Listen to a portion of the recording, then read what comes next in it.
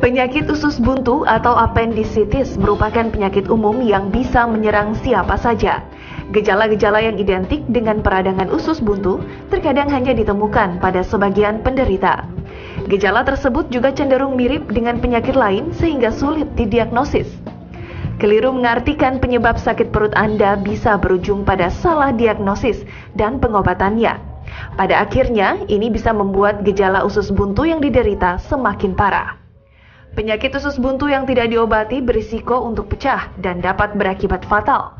Dengan demikian, amat penting untuk mengetahui ciri-ciri atau gejala awal penyakit usus buntu. Dan ketika Anda mengalaminya, maka segeralah cari pertolongan medis agar mendapatkan penanganan lebih awal.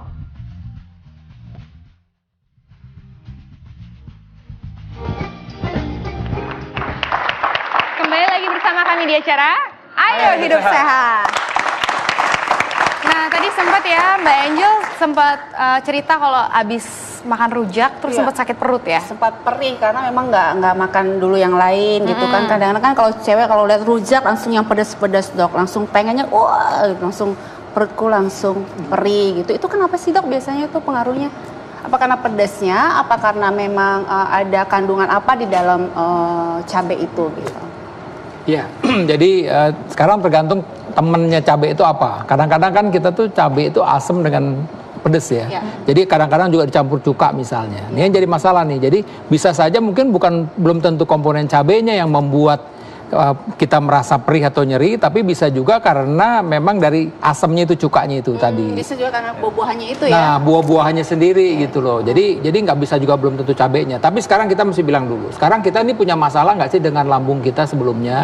Punya masalah nggak sih dengan mah kita sebelumnya gitu ya? Nah, kalau memang dalam keadaan kondisi akut, ya tentu kalau kita kasih yang pedas-pedas, asam-asam pasti kambuh. Nah, tapi kalau misalnya kita artinya memang oke lah nih lagi tenang-tenang aja aman-aman nggak ada masalah tapi tetap jangan berlebih-lebihan itu kuncinya. Jadi bukan karena cabai aja ya, jadi banyak faktor yang bisa bikin orang tuh jadi kayak perih di dari perut komponen atau apa. makanannya sendiri misalnya. Nah, betul. Nah, Angel, ini Dokter Ari udah punya gambar-gambarnya. Bagaimana caranya kita mengenali berbagai macam nyeri perut? Ayo Dokter Ari, mana saya kayak lady. Nah, di sini ada yang dibilang bahwa katanya orang nyeri perut segala macam, belum tentu dia tahu bahwa ini adalah usus buntu. Padahal ini harus dikenali, Dokter Ari. Bagaimana ciri-ciri usus buntu? Masyarakat perlu tahu mengenai. Iya, jadi pertama begini. Pertama kita mesti tahu dulu bahwa nyeri perut itu tidak selalu karena usus buntu. Memang sih kadang-kadang pasien itu datang, dok saya yang paling ditakutin apa sih dari seorang kalau nyeri itu pasti usus buntu gitu loh. Kenapa? Karena dia berpikir nanti pecah, nanti bahaya lah udah gitu ya. Nah, jadi kita mesti tahu dulu di mana sih posisi dari kalau kita nyeri di usus buntu tersebut. Jadi memang posisinya itu ada di perut kanan bawah ya. Jadi daerah perut kanan bawah dan nyerinya tuh memang seperti nyeri banget ya, tekan ya, kadang-kadang memang sampai dia timbul mual muntah pada saat nyeri tersebut. Dan biasanya memang karena ini infeksi, ada suatu peradangan infeksi, dia biasanya disertai dengan demam. Ya, ada pasien itu rasa demam ya. Nah, oleh karena itu memang tentu nanti dokter akan periksa nih apakah memang ini benar-benar usus buntu atau bukan. Nah, dok, itu perutnya di sebelah kanan bawah itu orang kadang nggak terlalu bisa mengenal itu. Sebelah mananya nih coba? Ya, jadi misalnya di sini ya? Iya. Coba di sini ya, dok ya? Ya, jadi daerah ini kan daerah jadi ini ya, pokoknya ini pusar ya kan, pusar, kemudian kita ambil ke daerah tulang panggul kita, ini adanya di sepertiga, jadi sepertiga bagian pinggir dari ini kita di dekat tulang panggul ini. Ya, ini ada kalau ini ada kita bilang apa namanya umbilikus ya. Jadi kemudian ini sampai di sini ada yang namanya tulang sias, itu daerah sias itu ambil sepertiga bagian sisi lateralnya begitu, sisi pinggirnya. Jadi lokasinya seperti begitu. Dan jadi pasien itu merasa nyeri begini. Sekali, kalau memang dia sakit, dia jalan akan pegang-pegang seperti begini gitu loh. Nah, karena dia bergerak aja sudah memicu sakit. Ya, dia sakit. Kemudian ya tadi nih biasanya juga timbul bisa demam tinggi tadi. Demam tinggi. Ada faktor demam. Ciri-ciri khas orang infeksi misalnya ya gitu. Betul, dia infeksi ada pada pasien tersebut. Jadi tapi sekali lagi begini, itu ke pasien itu memang harus ke dokter, ya kan? Artinya dokter lah nanti akan menentukan, oh ini memang sesuai dengan gejala usus buntu. Karena dengan pemeriksaan dokter akan bisa memastikan, ya secara kasar aja misalnya. Tapi kadang-kadang memang nyerinya itu nggak terlalu khas kadang-kadang. Nah biasanya dokter dengan pemeriksaan laboratorium misalnya dipastikan, oh ternyata sel darah putihnya tinggi gitu loh. Ternyata sel darah putihnya tinggi. Nah, oleh karena itu kembali lagi tadi memang harus ke dokter dan dokter yang akan memastikan apakah ini memang usus buntu atau tidak. Karena di sini juga ada organ yang lain. Misalnya organ untuk wanita, ada organ kewanitaan di sini. Ya, bahkan itu kalau kita artinya seorang dokter bahwa ini berpikir usus buntu, ini pada usia wanita muda baru menikah segala macam juga harus dipikirkan jangan-jangan ini misalnya suatu kehamilan di luar kandungan. Itu gejala juga sama seperti begitu. Nyeri hebat sampai shock misalnya, nah seperti itu. Nah dok, karena tadi ngomong soal tadi pada perempuan begitu, Angel udah mulai kayak takut tadi barusan. Ada mau nanya apa? Udah penasaran. Iya. Kejadian kepada manajer saya namanya Bella tuh. Dia pernah ya dok ya, waktu itu kan dia sakit tuh. Tiba-tiba dia bilang, aduh sakit perut saya gitu. Nah saya bingung dong karena dipegangnya di sini gitu.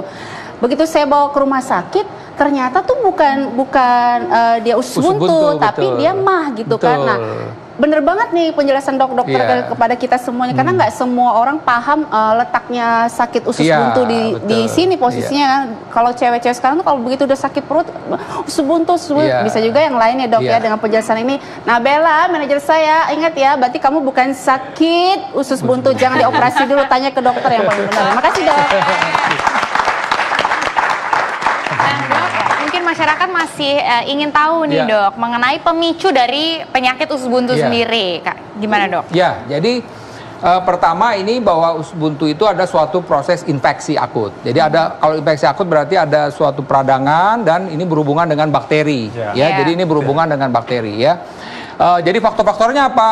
Orang tersebut bisa aja kecapean, daya tahan tubuh menurun segala macam. Nah kebetulan memang di sini ada proses peradangan. Ini usus buntu ini kan sebenarnya usus ya ada suatu kantong begitu ya, dan suatu ini bisa tertutup, bisa karena tumor, bisa karena benda asing, bisa karena kotoran yang keras misalnya. Nah kalau dia memang ini tertutup, akhirnya bisa terjadi kayak seperti ini, terjadi infeksi ya, jadi peradangan akhirnya kalau ini sudah terjebak seperti gini, ada proses peradangan, kemudian ada kuman, nah ini berarti ini prosesnya berjalan terus, mungkin sampai terbentuk nanah segala macam dan bisa pecah tadi itu. Nah itu tadi kondisinya bisa seperti itu. Nah, jadi pemicunya bukan karena makan cabai, lalu cabainya nyangkut di usus buntu. Iya, begitu. Jadi kan bukan karena biji jambu apa yang kita makan nyangkut, itu juga bukan karena itu ya dok ya?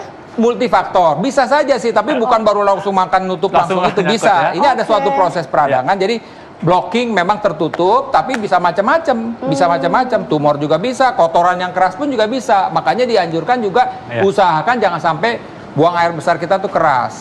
Kebetulan kita kecapean, kurang tidur, daya tahan tubuh menurun, dan kebetulan di sini kebetulan ada gangguan blocking, itu bisa terjadi infeksi. Nah kita juga masih pengen tahu nih, banyak sekali mitos-mitos mengenai usus buntu Mbak Angel. Nah kita akan membahasnya satu persatu nih dok. Makan jagung biji atau cabai bisa menyebabkan radang usus buntu. Nah tadi saya sudah betul. Omongkan tadi barusan ya. Ya makanya tadi kan mungkin tadi manajernya Angel nih. Habis makan yang pedas-pedas, langsung sakit perut. Waduh, usus buntu nih. Karena dia tadi denger ini, betul. Padahal dia mungkin sampai ke itu dokternya bilang, oh ini bukan sakit mah. Nah benar, karena nyerinya di daerah sini, di daerah ulu hati. Daerah ulu hati lain, beda. Ya kan? Kalau mah di bawah ini sedikit ya.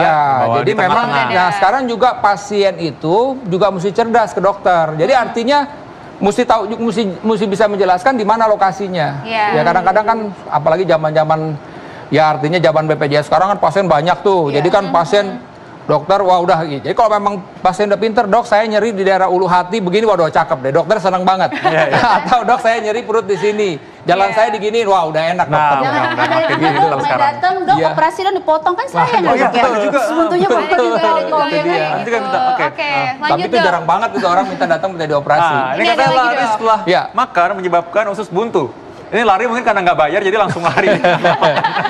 Yang jelas lari setelah makan nggak boleh lari udah pasti. Apalagi tadi itu ya langsung kabur nggak bayar, itu udah nggak boleh udah. Itu udah nggak boleh aja. Lari dok, lari dari kenyataan. Tetap jadinya ya. Lanjut dok. Oke. Usus buntu adalah organ yang tidak berfungsi. Nah ini kita bilang begini, walaupun bagaimana kita memang tidak tahu. Itu yang maha kuasa ya. Saya juga artinya memang ini suatu organ yang ada di situ. Yang jelas ini memang buat dokter, artinya buat dokter itu memang harus peduli terhadap nyeri ini, ya kan? artinya ini memang bisa terjadi suatu infeksi. Apakah ini fungsinya? Memang sih macam-macam. Ini katanya di sini ada kelenjar getah bening segala macam untuk pertahanan tubuh, tapi itu multifaktor lah ya. Tetap bahwa ini memang ada sesuatu dan bisa infeksi dan bisa menyebabkan fatal untuk pasien-pasien yang mengalami infeksi ini. Nah, ada lagi mungkin masyarakat perlu tahu di mana keadaan yang ini kira-kira nih suatu hal yang harus segera banget ke rumah sakit. Kan misalnya ada orang yang dinamakan akut abdomen ya, sampai kalau misalkan terjadi pecah dari usus buntu. Sehingga mungkin gerak aja udah sakit ya, Dok. Coba dokter mungkin bisa mendeskripsikan lebih jelas lagi. Sakit, jangan dipegang, gerak aja udah sakit biasanya. Jadi sekali lagi ya, jadi mesti ingat-ingat ya, ini nggak boleh buka ya dokternya ya. Jadi pokoknya di daerah pusar, kemudian pusar di sini dan nyerinya di daerah sini. Dan pasien itu jalan sampai begini, sampai begini karena dia nyerinya begini karena dia kan suatu kita bilang suatu peradangan lokal yang mengenai dinding dari perut kita yang kita bilang peritoneum. Jadi kalau peritoneum ini bergerak itu pasti akan nyeri. Makanya dokter biasanya akan melakukan nyeri tekan dulu, pasiennya minta kesakitan, kemudian dokter akan lepas dengan buru-buru dan dia akan sakitan gitu. Sakitan pasti. Biasanya juga angkat kaki karena ini kan pokoknya hal-hal yang membuat peradangan di sini itu akan merangsang terjadinya nyeri. Jadi misalnya ditekan begini kesakitan dia. Bikin dia bergerak juga sakit. Iya, makanya saya pasien kalau datang gagah-gagah begini duduk, dok saya usus buntu, udah pasti enggak pasti aja. Bukan ya. Pasti dia akan datang begini, nah begitu ya. Untuk pengobatannya gimana nih, Dok? Ya, jadi sudah jelas ini kalau saya sebagai dokter penyakit dalam, pasien datang dengan kondisi tersebut, saya periksa, ya, kemudian jelas ini gejalanya klinis jelas, ya kadang-kadang saya periksa dulu ya di lab, kan periksa lab bisa 1 jam, tunggu sel darah putihnya di atas 15.000 udah saya kirim ke teman saya dokter bedah. Baik. Itu biasanya. Penanganannya ini bagus banget karena orang keburu takut mengenai bedah. Padahal mungkin bedah tidak perlu setakut itu. Selanjutnya kita akan bahas mengenai bagaimana cara membedah atau bagaimana nih proses pembedahan pada pasien dengan usus buntu. Jangan kemana-mana, tetap dalam acara Ayo Hidup Sehat.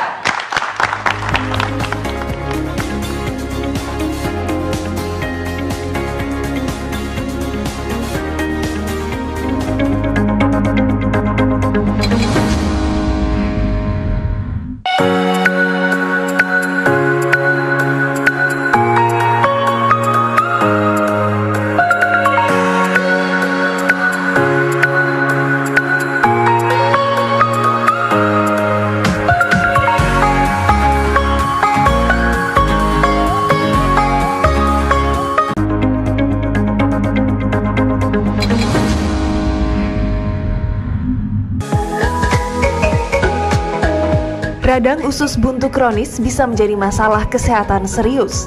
Tak hanya diderita orang biasa, penyakit ini pun pernah menghinggapi deretan tokoh terkenal berikut ini. Almarhum mantan Presiden Soeharto pernah menjalani operasi usus buntu di tahun 2001. Operasi itu berjalan dengan sukses, namun Soeharto harus tetap menjalani perawatan selama beberapa hari di rumah sakit. Artis Ramadhania Bakri juga harus menjalani operasi usus buntu di tengah kehamilan pertamanya pada 2012 lalu.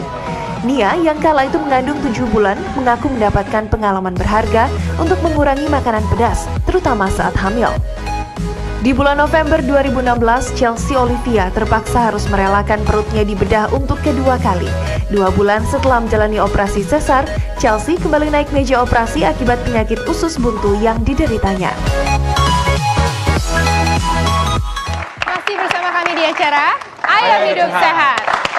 Nah, Dr. Alin, kalau tadi kita udah ngobrol dengan Dr. Ari, seorang spesialis penyakit dalam dan konsultan bagian perut dan juga bagian pencernaan. Sekarang kita mau ngobrol mengenai soal pembedahan nih. Sini ada Dr. Nasser, seorang ahli bedah. Dr. Nasser, selamat siang. Selamat siang. Nah, ini banyak orang takut dibedah, Dok.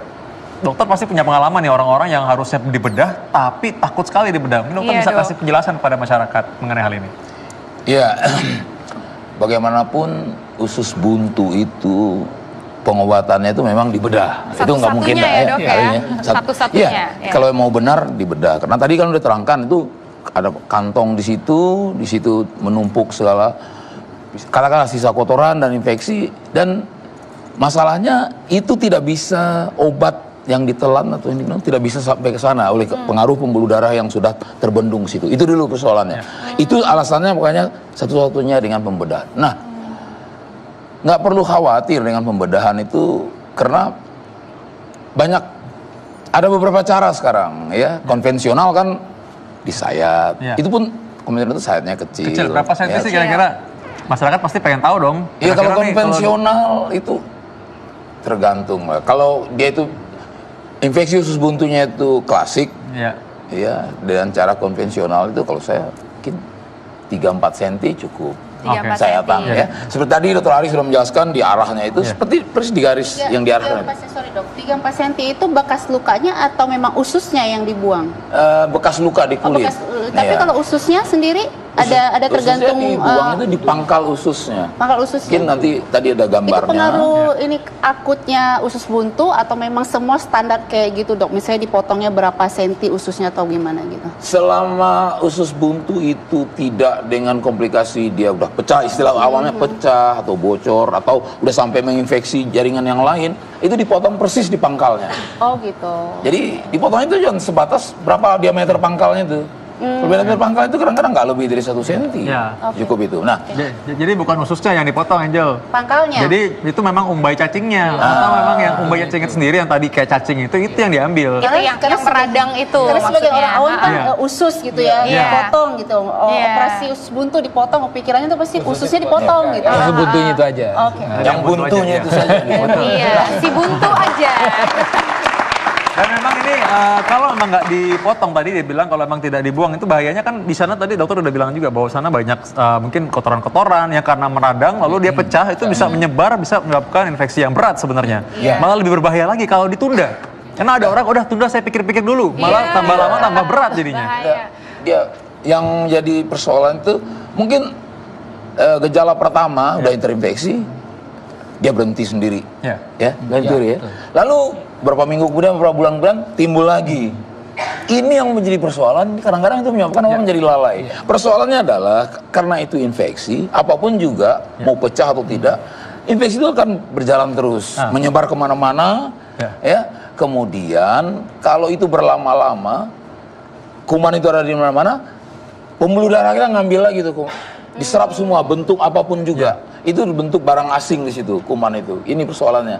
Diserap lagi, akhirnya kuman itu beredar di seluruh darah, di seluruh peredaran darah. Itu bahaya yang paling kita tidak suka, bukan hanya pecahnya. Nah, kembali ke Dokter yang Nasar, tadi nih mengenai Angel, karena Angel masih lumayan takut kayaknya kalau lihat-lihat. Coba Dokter Nasar, ini ada gambar yang, ayo dokter, Ya, yang dilihat silakan, ini usus buntu itu, ususnya kan di sini. Nah, usus buntunya di sini, Iya. Angel. Oh, ini yang bisa pangkalnya diambil. itu ya, Nah, bukan ini ini yang ya. buntunya Jadi kayak umbai ikutnya. cacingnya aja. Ini udah diperbesar. Jadi yang diambil ya ininya aja, ususnya yang nggak ikut dipotong. Oke. Iya, Ya, dipotong, seperti ini. ya di Dipotong pangkalnya karena ini. ujung pangkalnya. Di pangkal ini Ya, dipotong. kayak di sini ya. Ya, Ini kan yang seperti sudah itu yang meradang. Ya. Ya. Nah, kira-kira dok, tadi kan dokter kebetulan udah cerita sama kita tadi di belakang bahwa dokter pagi ini saja ada kasus usus buntu juga yang dokter operasi. Iya. Ya, tapi itu kan yang khusus Dengan yang kesulitan, iya. terlalu lama mungkin Iya. ditunda. Kalau yang cepat dikenali, berapa lama operasinya dok rata-rata? Operasinya barangkali cuman 30 sampai 35 menit. 30 menit ya. Nah, ini seperti ini gambar kalau secara umum kulit kita dari luar, lalu buntu ada di dalam sini, sayatannya kira-kira seperti ini ya dok ya. Yang tadi dokter bilang mengenai Ya. konvensional itu maksudnya disayat sekecil ini saja sebenarnya. Sekarang ada teknologi tadi dokter bilang namanya laparoskopi ya, dikeker dan sebenarnya cuma sedikit sekali lukanya. Ya, kalau laparoskopi lukanya jauh lebih kecil, Ya. ya seperti ini. Ya. Pada tiga titik ya. Di sebelah sini, kemudian di tengah. Nah, ini disebut minimal invasif. Ya. Jadi cederanya sedikit, cedera lukanya sedikit, lalu manipulasi di dalam juga tidak banyak. Ya. Namun prinsipnya usus buntunya tetap bisa dikeluarkan. Ini dengan itu sebenarnya kita analogikan seperti kamera ya dok ya. Jadi cuma Iya. sedikit. Kalau ini kan kita sayat kita buka langsung. Kalau Iya. tadi itu kita seperti kamera, Iya. masukkan 3 tempat sehingga sangat kecil sekali Iya, sayat. memang Hampir nggak ada. Di setiap Iya. yang 3 itu ada kameranya memang.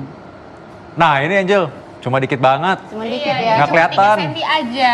Nggak Nggak dibelek dibelek semuanya, semua. khususnya 3 juga nggak Nah, dipotong. tapi ini kalau justru lebih cepat dideteksi. Kalau memang yang sudah infeksi berat, saya rasa mungkin kayak gini agak sulit ya dokter ya. Justru kita Iya. nggak boleh tunda-tunda kan dok ya? Itu dia, mungkin itu bisa saja. Jadi jangan kecewa. Itu bisa beralih ke konvensional, dibuka lebih Iya, besar. karena Bisa kalau saja. tunda terlalu lama, nggak mau dioperasi, terlalu takut, akhirnya malah lebih berat sehingga dengan kecil aja susah ya. Iya. Iya. Oke, dok. Nah, Dok lagi dok. Dokter Ari, apa yang terjadi terjadi apabila pasiennya menolak untuk operasi, tiba-tiba pecah? Iya. Jadi kalau tadi saya bilang tadi, oke lah nih pasien saya tadi ya dikirim ke dokter bedah, nggak mau dioperasi. Ini memang kita mesti ngomong benar sama pasiennya. Ini karena dia beresiko tadi, beresiko terjadi perburukan. Ya memang kalau enggak ya kita coba sih kasih antibiotik segala macam. Tapi umumnya tetap kalau memang dia kondisi udah akut sekali dan itu kita nggak mau ambil resiko gitu. Dokter Ari, mungkin ini Dokter Ari supaya lebih jelas bahwa di sini kita punya organ-organ di sini ada banyak. Ya, usus buntu katakanlah di sini Dokter Ari. Ya. Kalau dia pecah, maka ini bisa kena di seluruh tubuh dan bisa masuk ke pembuluh darah ya. Betul. Jadi yang tadi yang disebutkan oleh Dokter Nasar tadi ya bahwa kalau dia tadi ini artinya ini pecah ya kan, justru yang jadi masalah itu adalah infeksinya. Infeksi tadi itu yang masuk ke pembuluh darah. Jadi pasien ini yang tadinya infeksi cuma di sini, sumbernya di sini, akhirnya menyebar seluruh darah. Ini kalau udah begitu udah infeksinya sudah berat. Kadang-kadang dokter bedah juga udah di dalam tindakan operasinya tersebut juga ada tindakan operasi yang dengan resiko. Kan biasanya kan kita ya dokter penyakit dalam kirim dokter bedah, oke ACC, konsul ke anestesi. Nah itu buat dokter anestesi juga kalau udah sampai infeksinya udah luas ke seluruh tubuh jadi repot juga. Jadi yang tadinya resikonya jadi ringan, sedang atau bisa jadi resiko sedang atau berat. Ya, seperti ini ya itu dok dia. Nah ini kalau dibilang bahwa ini ternyata sudah pecah. Kita bilang sepsis, jadi infeksi sudah kemana-mana. Ini bisa isinya pus atau nanah ya. Nanah yang kuning-kuning ini nanah sampai dia masuk semua kuman-kumannya ke pembuluh darah. Nah, ini yang mesti pakai antibiotik ya dokter. Nah ini udah antibiotiknya mesti double-double biasanya. Kemudian tadi tetap juga ini mesti dikeluarkan. Memang ada beberapa keadaan yang artinya akhirnya kita kasih antibiotik aja dulu nih. Ya yang kalau misalnya infiltrat nanti mungkin dokter Nasar bisa sampaikan. Jadi memang pada kondisi tertentu ada juga kondisi di mana si usus buntunya itu memang nggak bisa dioperasi, mesti dikasih antibiotik dulu nih. Nanti kalau agak tenang baru diberikan. Tapi sekali lagi memang buat masyarakat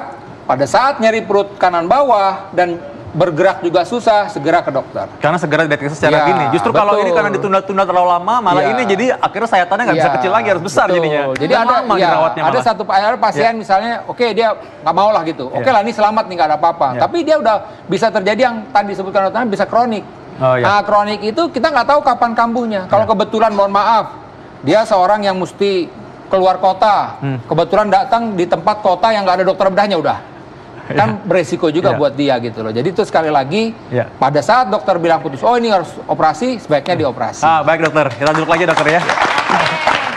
Nah padahal sebenarnya rongga abdomen itu adalah rongga yang steril ya. Seharusnya memang tidak ada pus, tidak ada nanah dan juga tidak ada darah ya. Nah dok, apakah penyakit usus buntu ini bisa dihindari? Atau mungkin setiap orang berpotensi untuk usus buntunya ini bisa terinfeksi gitu. Prinsipnya kembali lagi semua gaya hidup sehat. Gaya hidup sehat untuk pencernaan kita. Apa sih? Ya pertama bahwa kita harus prinsipnya adalah makan jangan terlalu banyak lemak. Ya kan daging-daging itu mesti diimbangi dengan sayur-sayuran dan buah-buahan. Ya kan istirahat yang cukup karena sekali lagi pada saat daya tahan tubuh kita nggak baik, apapun bisa terjadi infeksi pada tubuh kita tadi bisa terjadi infeksi tubuh. Jadi daya tahan tubuh, tidur yang cukup, istirahat yang cukup, ya kan. Kemudian banyak minum juga penting karena tadi saya udah bilang bisa saja yang membuat blok itu adalah kotoran kita kalau keras. Nah, kotoran untuk menghindari kotoran kita nggak keras, mesti banyak makan sayur, buah dan banyak minum. Kemudian tetap bergerak, olahraga, itu olahraga yang penting. Dok saya nggak mesti jalan paling nggak 30 menit deh sehari gitu, benar. Jadi prinsipnya kesehatan pencernaan itu ya untuk semua lah sebenarnya, bukan untuk saja. Pola hidup yang sehat, gaya hidup yang sehat. Sama juga mungkin buat pemirsa di rumah juga ya, ini edukasinya juga bahwa memang kita tuh nggak boleh menggampangkan penyakit yang sedikit. Kadang-kadang nanti dulu kayak gitu ya dok ya. Setuju banget. Kadang-kadang keterlambatan itu karena pasien itu menjadi dokter buat diri sendiri gitu loh, ya kan? Ini kayaknya sih cuman nyeri perut biasa gitu loh. Nah udah parah baru ke dokter yang terlambat. Baik, dokter Ari ini berhubungan dengan apa dokter Ari katakan, dokter Nasar. Dokter Nasar, saya minta pesan singkat untuk masyarakat supaya masyarakat tidak terlalu takut untuk hal semacam ini dengan tujuan supaya tidak terjadi komplikasi yang malah semakin berat. Iya. Singkatnya begini, kalau kita mengalami rasa sakit perut terutama kanan bawah, ada dua hal paling kurang. Ada dua hal paling kurang yang harus tidak dikerjakan. Yang pertama, melakukan manipulasi, mengurut. Itu menjadi kebiasaan kita biasa. Itu sangat bahaya ya dok ya? Itu tidak dilakukan. Tidak, yang kedua itu adalah tidak makan dan tidak minum lagi. itu sangat bermakna. Karena tadi dikatakan apabila di usus itu terjadi volumenya diisi, apalagi kemudian salah satu diantaranya sulit buang air besar itu kan karena reaksi dari infeksi itu juga. Nah kalau itu diisi lagi, bayangkan aja seperti selang, udah ada retak di situ, diisi lagi ya, tinggal pecah. Jadi masyarakat bisa lebih cermat mengamati apa yang dia derita sendiri. Saya ulang sekali lagi itu. Tidak dilakukan manipulasi apapun juga.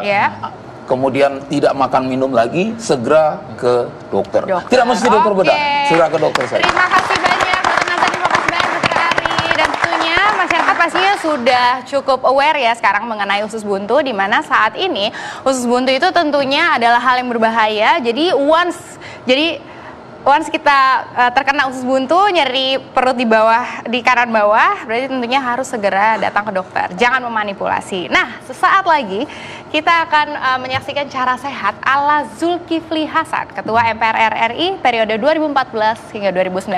Sesaat lagi hanya di Ayo Hidup Sehat.